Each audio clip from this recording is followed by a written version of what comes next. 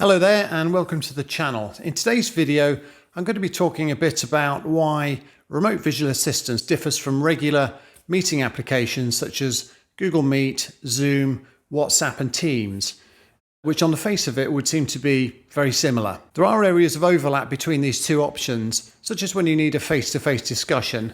But if your organization provides any kind of technical service to consumers or other organizations, you should definitely consider these options discussed in this video. Remote visual assistance differs from regular meeting applications in four main ways. Number one, if you need to solve a complex mechanical problem or give precise guidance by issuing instructions to a remote person, regular meeting applications can certainly help. The host is able to tell the remote party what they should do next, and the host is then able to see what has been done. However, verbal communications and 2D video are limited when precise guidance is needed.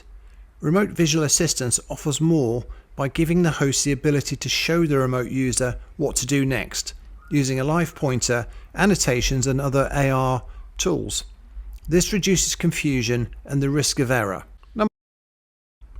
Meeting applications are geared towards face-to-face communications, in some cases multi-party, and so there is no facility to collect important data local to the remote party other than with the remote camera. Remote visual assistance generally comes with a whole suite of data collection tools such as optical character recognition or OCR, augmented reality measuring, satellite data collection, HD image capture, sound level meters, infrared readings, amongst others.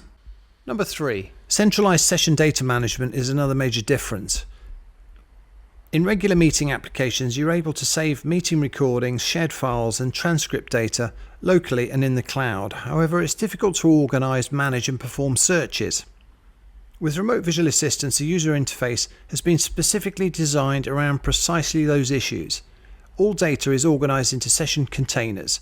Searches can be performed using AI and session-specific reports can be downloaded easily in a variety of formats.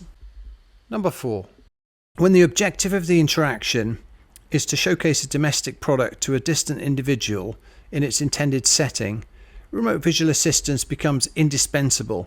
By leveraging augmented reality technology, a three-dimensional representation of a product, such as a heating unit, can be virtually positioned within the remote individual's actual surroundings. This model, accurately scaled, allows the individual to visualize the product's appearance and assess its compatibility with their space. So there you have it.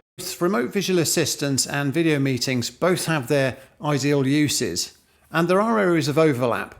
But if you need to show or guide a remote person through something technical, remote visual assistance is a much better option.